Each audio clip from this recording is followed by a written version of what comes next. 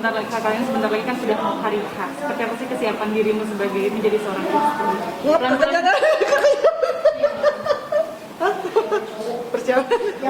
Persiapan sih. Kesiapannya Kak Kalina sendiri. Kesiapannya ada deg-degan, ada yang silent please. Kurang ajar banget lo. Enggak, kalau dibilang kesiapannya sih siap nggak siap sih, dalam arti nggak siap itu karena deg-degan sih, lebih ke deg-degan. Cuma alhamdulillahnya dari Mas Vicky-nya karena dia juga santai, dia santai udah berapa kali nikah dia sama aja sih. Cuma kalau aku lebih udah juga. Tapi kalau perempuan beda kali ya, kalau laki-laki lebih santai jadi dia yang lebih menang. Artinya sudah beberapa kali ada pengalaman, tapi apa yang membuat Kak Kalina kali ini oke mantap deh? Apa ya? Karena mungkin gini, kalau yang sekarang memang proses menikahnya memang dari pihak aku dan dari pihak laki-laki yang langsung iya udah kita nikah yuk gitu. Tapi kalau waktu itu memang bukannya aku ngomongin atau gimana ya. Kalau yang kedua itu karena memang dari orang tua aku, papa aku yang minta untuk dalam waktu dekat menikah. Memang kita pacaran, tapi kan ada omongan juga untuk serius. Tapi karena memang waktu itu terburu-buru, jadi ya bukan menyalahkan. Kenapa mungkin aku juga salah, kita juga salah, kita berdua salah. Rola kesalahan di aku, jadi ya tidak ada ketidakcocokan yang sebenarnya harusnya kalau mungkin saat itu belum menikah kita makin tahu nih kekurangan dan kelebihannya. Nah kalau yang kemarin juga karena mamaku dalam keadaan sakit minta aku untuk cepet-cepet nikah. Ternyata aku belum mengenal beliau banget. Kalau sekarang memang sih waktu sangat singkat, tapi itu karena keinginan dari hati aku sendiri dan aku merasa aku Bismillah diniatkan bahwa dia yang terakhir. Jadi karena memang bukan karena permintaan orang tua, bukan karena permintaan siapapun untuk cepet nikah, enggak. Tapi memang karena dari kita berdua. Kemarin juga sudah melangsungkan lamaran dan banyak publik yang lebih menyorot ke ibunya Kak Kalina nggak sempat hadir dan Aska juga nggak hadir. Kayak ada alasannya Kak Kalina? Kalau Aska pribadi gini ya, Aska itu dia pengen banget melihat ibunya tidak gagal lagi dan juga melihat ibunya bahagia. Jadi ada ya anak kecil, anak yang sedang beranjak remaja pasti punya pemikiran sendiri ya. Jadi ya aku memahami apa yang Aska pikirkan gitu, ketakutannya Aska. Jadi apapun keputusan Aska aku hargai. Nah kalau mama aku sendiri, karena mamaku dalam keadaan sakit nggak bisa bangun dari kasurnya, tapi surprisingly 3 hari yang lalu aku sama Mas Vicky datang ke rumah mama. Mama keadaannya udah bisa jalan gitu. Bukannya aku kan gini, bukan nggak mau nengokin orang tua ya, emang mama aku tuh ada sama orang yang maksudnya aku minta orang untuk yang bisa benar-benar ngurus mama gitu. Ada saudara juga. Nah pas kita datang mama lagi berdiri gitu loh, lagi duduk. Terus dari itu bikinin makanan untuk Mas Vicky gitu, bikin makanan buat Mas Vicky, bener-bener mama yang bikin. Terus aku kan suka banget ketoprak pikiran mama aku kan. Nah tanpa aku minta mau bikin ketoprak untuk aku, bikinin kepala ikan buat Mas Vicky. Jadi bener-bener masak banyak dan dia yang masak sendiri gitu. Aku yang langsung ini yang masak mama gitu. Iya gitu. Jadi ya seneng banget sih dan mudah-mudahan pas lagi nanti akad dan resepsinya ada. Kenapa? Di pengajian nanti kita bukannya nggak mau datang, kayak gini, tenaganya mama jangan dibuang-buang deh gitu. Lebih baik pas lagi hari haknya yang pentingnya itu dia ada. Saat akad Aska juga mungkin akan hadir atau seperti apa rencananya? Rencananya sih pengennya sih hadir ya. Aku juga berharap banget bahwa anak aku juga ada. Cuma balik lagi seperti tadi, apapun keputusan anak aku hargai dan apa ya? Aku tuh paling nggak bisa kalau dibahas untuk tentang anak gitu, pasti akan ada rasa sedih. Tapi balik lagi, ya aku nggak bisa memaksakan keputusan walaupun itu anak kandung aku sendiri. Sempat ada saya nyoba untuk Aska tolong kasih ngomong seperti apa? Aku pernah ngomong, terus udah gitu, tapi obrolannya belum yang terlalu serius banget ya.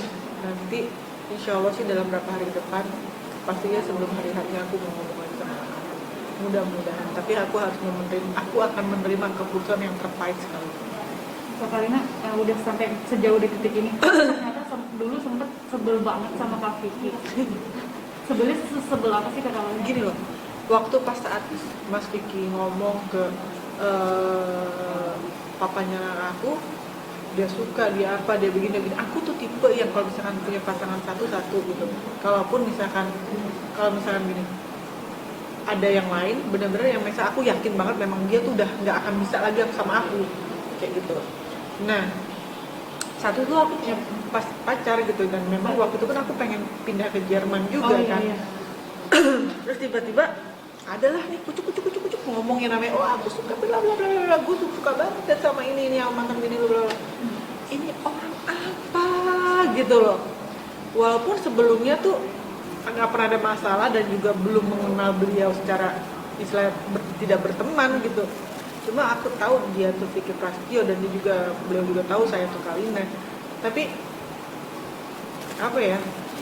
Sampai waktu pas lagi diundang acaranya Mas Dedi pun aku bilang nggak ada ya Dan ya. Nanti pas kita lagi syuting talk show, lu nanya tentang Vicky. Karena apa? Karena aku nggak mau. Masalahnya kan aku long distance kan saat itu. Nah takutnya ya namanya kita kan beda budaya segala macam dan pemikirannya, takutnya nanti dia pikir aku ada apa-apa gitu. Jadi aku menjaga banget perasaan pasangan aku saat itu. Diomongin lah, aduh gara-gara Vicky nih gitu kan. Jadi tapi ternyata memang ya kalau kata orang dulu jangan terlalu benci gitu. Dan akhirnya ketulah kemakan omongan sendiri. Ini kayaknya sama orangnya aku keselin waktu itu. Sampai minta ke dinner dia Aku bahas, ya itu jangan bahas tentang Mas Vicky. Dengar namanya doang kita sempat sampai segitu. Iya, karena di mana-mana Mas Vicky ngomongin aku gitu kan. Jadi ya agak sempat sebel gitu. Mengenai masa lalu Mas Vicky yang penuh kontroversi dan masa lalu, seperti apa Kak Kalina akhirnya menerima itu semua? Gini, setiap manusia punya masa lalu. Masa lalu itu nggak selalu baik.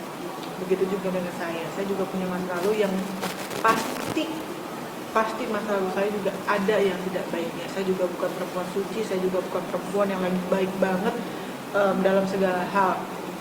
Tapi cuma satu, di saat saya mempunyai pasangan, saya ingin banget yang namanya pasangan itu menjadi yang terakhir untuk saya. Itu dari dulu saya gitu. Ya cuma kan perjalanan hidup ya, kita nggak pernah tahu bagaimana sampai akhirnya saya harus gagal berkali-kali.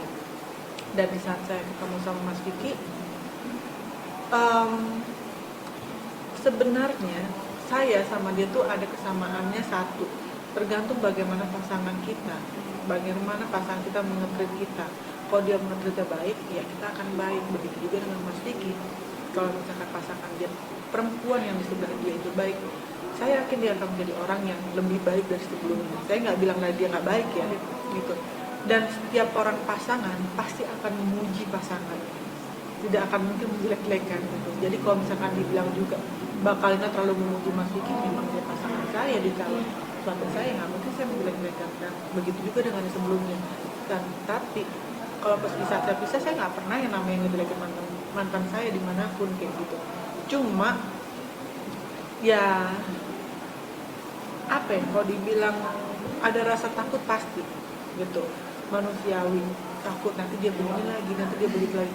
Cuma kalau misalkan saya hidup selalu dibayangi rasa ketakutan itu, kapan saya maju ke depannya gitu. Intinya saya punya niat baik dan saya udah lillahi ta'ala, kalaupun memang yang terjadi ya terjadi, dan tapi tetap aja berharap pasti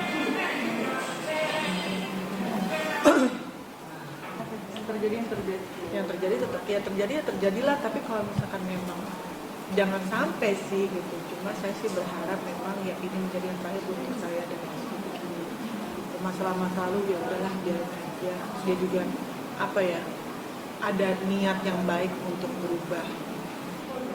Sebenarnya gini, bukan benci yang benci ya, cuma karena ada nggak rasa nggak suka di saat ada orang-orang tuh ngomong tentang nama Mas Vicky ke saya. Saya cuma takut, saya udah bilang saya menghargai pasangan saya gitu. Jadi saya juga takut nanti dia punya pemikiran yang enggak terhadap saya. Nah akhirnya disitulah yang saya jadi kesal sama dia. Padahal dia nggak ngaku sebenarnya apa yang namanya orang suka ya wajar lah ya nggak sih. Orang punya hak untuk menyukai orang lain gitu. Tapi memang karena ya itu tadi gitu. Jadi akhirnya saya kesal sendiri. Cuma jujur saya tuh dari jauh sebelum saya mengenal secara pribadi sama Mas Kiki, ketemu sama Mas Kiki, saya tuh banyak yang bukan banyak sih, ada beberapa orang yang mau ngasih tahu saya Kiki pasti tuh tidak seperti yang kita lihat di TV, bla bla bla bla. Dia orang yang pintar, dia orang yang apa ya,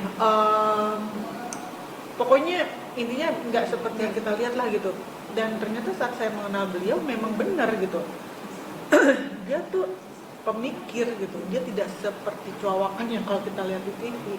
Nah, di saat aku diundang sama Siki untuk ada satu acara, disitulah akhirnya saya karena saya masih punya pasangan waktu itu kan, bukan suka sama beliau secara suka, enggak. Saya menyukai beliau cara berpikirnya dia. Nah kemarin ada yang dia bilang dia harus lakukan ini, dia harus melakukan itu, apa segala macam, banyak banget yang harus dilakukan. Terus dari itu aku bilang sama dia, kamu kenapa nggak bilang sama aku nggak mau nanti kamu kepikiran.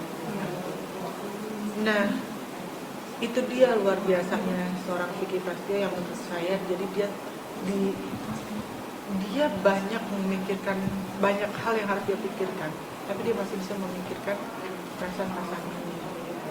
Dia tidak mau pasangan itu juga ikutan pusing gitu. Dan saya bilang justru hadirnya saya dalam hidup kamu walaupun saya tidak bisa memecahkan masalahnya, tapi paling enggak itu kan bisa yang namanya membantu menjadi pendengar gitu. Jadi paling enggak orang kalau misalkan bisnya lagi numpuk, pasti kalau misalkan ada bisa dikeluarkan agak sedikit lega kan gitu. Tapi justru dia nggak mau gitu.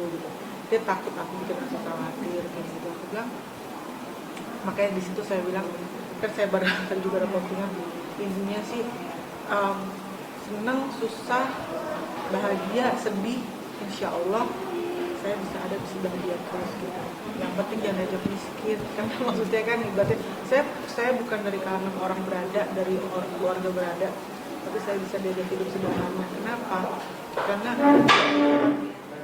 pastinya kan apa ya, selama saya punya pasangan yang bekerja keras, insya Allah rezeki pasti ada. Tapi sebenarnya kasihan ya masih melihat berjuang di persidangan itu sendiri. Pasti mbak, keputusan juga kan belum keluar. Nauzubillah min dzalik, kalau misalkan sampai kenapa sampai masuk lagi kan pasti ada lah gitu. Cuma justru malah gini, dia itu lebih santai daripada saya. Santainya bukan berarti menyepelekan, enggak gitu. Tapi dia malah yang gini, udah sayang, tenang aja, insya Allah nggak apa-apa. Malah saya kadang-kadang suka kayak malu, saya kayak kadang kalau mikir saya sempet pengen kayak nangis kayak gitu kan, mikirin. Bukan berarti saya takut dia di dalam saya di sini gimana, enggak. Cuma saya justru mikirin dianya nanti gimana gitu kan.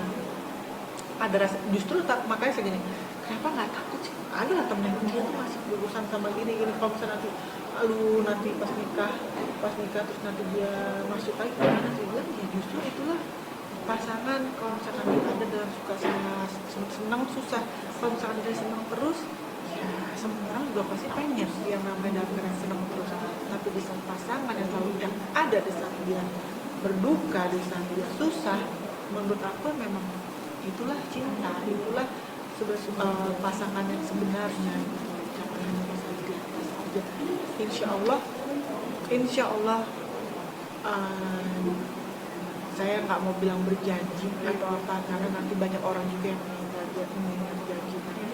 Saya akan berusaha sebaik mungkin menjadi istri yang baik, bukan yang terbaik, tapi paling yang baik aja dulu gitu ya, baik dulu untuk Mas Vicky, dan selalu ada saat dia lagi susah, saat dia lagi terpuruk. Dan enggak bukti saya sama dia bahwa saat dia lagi masih terpuruk, dan di saat dia lagi kan dia ibaratnya kayak anak kecil merangkak lagi kan, belajar merangkak lagi gitu. Nah, saya akan mendampingi. Saya bukan ranah saya juga untuk mengomentar di sini, tapi bagaimanapun Mas Vicky akan menjadi suami saya, pasti ada rasa sedih.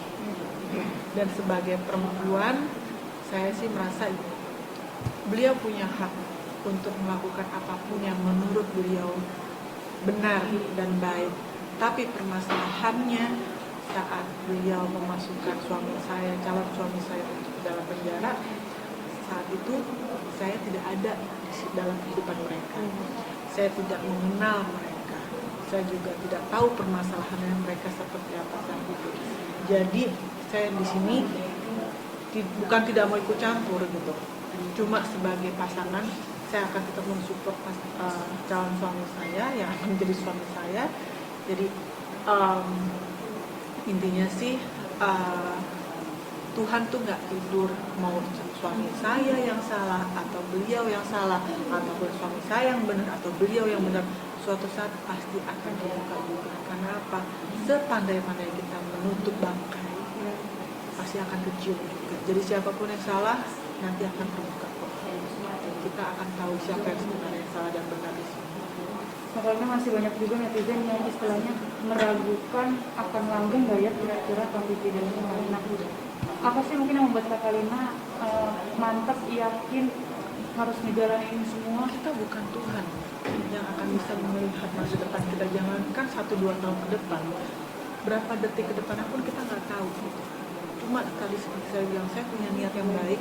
Saya pengen mempunyai menjadi istri yang baik untuk Mas Vicky, menjadi pendamping hidup dia yang bisa juga saya mau menghabiskan sisa hidup saya sama beliau dan saya mau mengabdikan hidup sama beliau. Tapi buat mereka yang meragukan, mereka juga punya hak gitu.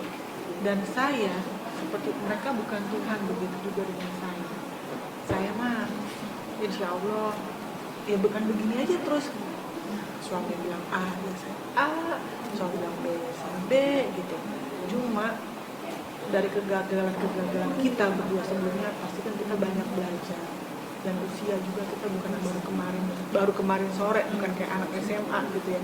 Jadi segala sesuatu masalah apapun itu juga setiap kita ada konflik insya Allah bisa diselesaikan dengan kepala dingin. Karena apa? Di saat mereka mengambil keputusan di saat marah, itu bukan keputusan yang tepat. Jadi saya selalu bilang sama Mas Vicky, sayang, setiap kita punya masalah sebisa mungkin jangan dibawa tidur. Kenapa? Karena kan apa ya, nanti semakin berlarut-larut masalah nggak akan ada jalan keluarnya gitu. Dan saya takutin seperti itu. Nah insya Allah lah apapun yang netizen berpikir tentang kita berdua, yang menjalani kita dan Tuhan selalu ada dalam kita. Ya, karena Tuhan juga pasti kan tahu kita tuh bukan niat cuma pengen hari ini nikah besok kita nggak ada orang yang mau nikah mau bercerai, nggak ada. Dari yang saya pertama sama papa anak saya juga nggak pengen bercerai, tapi balik lagi yang bercerai berkali-kali bukan hanya saya atau Mas Vicky, cuma hanya kebetulan kami berdua dikenal sama orang. Jadi apapun yang kita lakukan akan menjadi sorotan orang. Dan juga yang orang yang bergajulan, yang berantakan bukan hanya itu Rastio, banyak, tapi mereka tidak diliput, mereka kehidupannya tidak dilihat gitu. Cuma aja menyakit kita aja yang salah. Sebelum nikah ada komitmen kayak perjanjian apa gitu? Belum ada komitmen apa. Ini hamil 10 sudah semakin mendekati, persiapan tinggal jalan aja berarti Kak Kalina. Mas Vicky sih harusnya tadi dia ngurusin ke KUA-nya ya, karena kan kita asalnya numpang nikahnya udah. Terus cuma tadi kan dia ke pengadilan, saya juga belum ngobrol banyak juga sama dia udah selesai atau belum urusannya. Kalau untuk besok kan juga tanggal merah, mungkin ya insya Allah sih Senin udah selesai semua. Makanya sempat ada gosip juga katanya dirimu yang paling besar mengeluarkan budget pernikahan. Tanggapannya ada gosip orang Sponsor, jujur saya mah sponsor kok gitu. Kata siapa yang ngomong? Alhamdulillah semuanya segala macamnya sponsor. Alhamdulillah, makanya itulah yang saya gini. Ala lu tuh nggak modal banget, Fik. Misalkan ada yang ngomong kayak gitu, nggak modal banget dalam menikah pakai sponsor. Justru harusnya bangga loh.